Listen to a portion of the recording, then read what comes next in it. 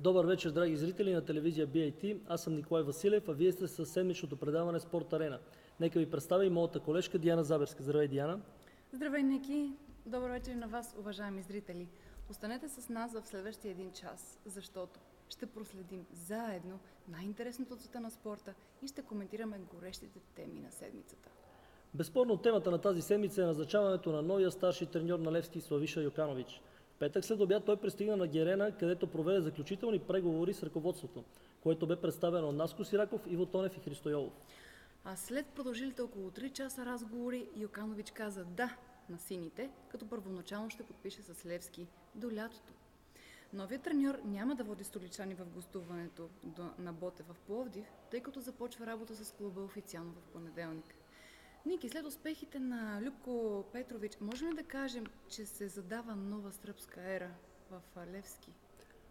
Славиша Йоканович е един млад специалист, само на 45 години. За последно той бе треньор в Тайланд, където стана шампион с местния Муатонг Юнайтед, а преди това бе начело на Партизан. Там успя да изведе отбора до 2 дубъла, титла и купа на страната. През 2008 бе обявен за най-добър треньор на Сърбия. Интересен факт е, че през 2000-та година също спечели наградата за треньор номер 1, но отказа да я получи, тъй като прецени, че не заслужава отличието, защото Партизан се представи слабо в групите на УЕФА.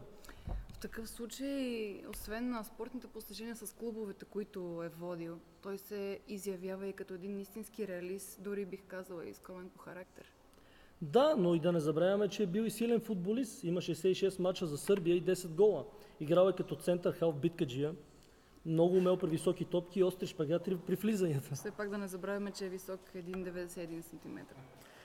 Тези качества му отварят вратите към най-големия клуб, в който е играл, а именно Челси.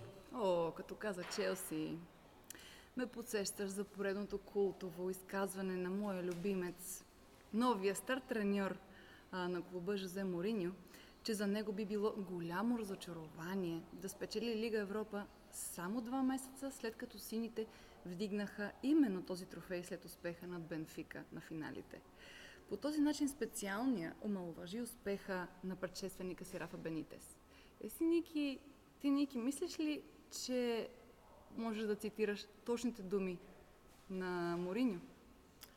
Не искам да печеля Лига Европа. Би било голямо разочарование за мен. Не искам нашите играчи да смятат, че Лига Европа е нашия турнир, заяви категорично португалецът.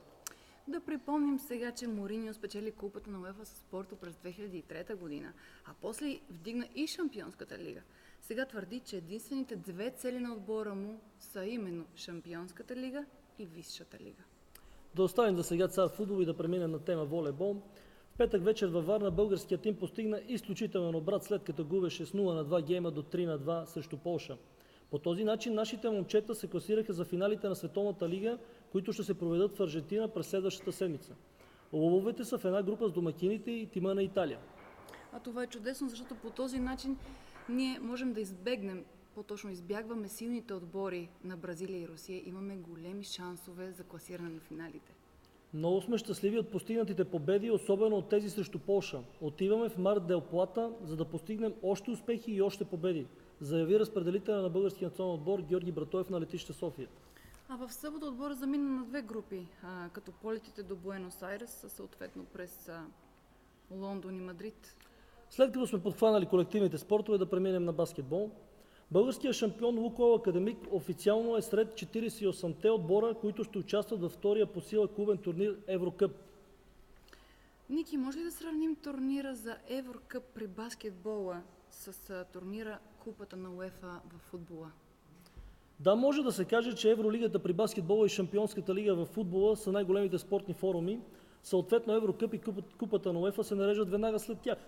Списъка, в който личи името на Лукойл, за сега съдържа 41 отбора, а още 7 ще се присъединят след изиграването на квалификациите за Евролигата. Форматът на турнира тази година е нов, като отборите ще бъдат разпределени на географски принцип в 8 групи по 6, като първите 3 тима от всяка група продължават напред. После ще се съберат с 8 отбора, които ще отпаднат от Евролигата и ще оформят топ 32 на турнира. Сега нека се върнем на американска земя. Трансферният период на свободните агенти от Националната хокейна лига стартира, като в първите часове клубовете сключиха над 20 сделки. Вице-шампионът Бостън беше един от най-активните на пазара с голяма сделка за размяна на играчи с Далас. Финалистът за Купа Стенли взе нападателите Уи Ериксон, Райли Смит и Мат Фрейзър, както и защитника Джо Моро. А в посока Тексас заминаха центровете Тейлър Сегуин и Рич Певерли, както и бранителят Райан Батън. Също така в Бостън взе от Питсбърг и центъра Жером Ингила, който подписа за един сезон с базовата заплата от 1 милион и 800 хиляди долара, която може да нарасне до цели 6 милиона долара. Този сезон вице-шампионите от Бостън играха с променлив успех, но трагедията на бостонския маратон сплути отбора и накрая те стигнаха до финала, независимо, че загубиха от Блек Хокс, чикагски отбор. А всъщност тук е хубаво да кажем на нашите зрители, че всички клубове в Националната хокейна лига имат таван на заплатите и трансферите в размер на 100 милиона долара на сезон. И поради тази причина повечето играчи биват разменени един с друг, а не купувани срещу определена сума. Също така най-слабо представилите се отбори избират първи от драфта най-добрите хокеисти от колежите. Да, това е една от причините в историята на хокея. Да няма отбор, който да е спечелил 2 поредни години купата Стенли. Това беше всичко от мен. Това беше всичко от нас за този уикенд от предаването Спорт Арена. От мен Николай Василев. Успешна седмица! Довиждане от мен. До скоро виждане, драги зрители. Тияна Забърска.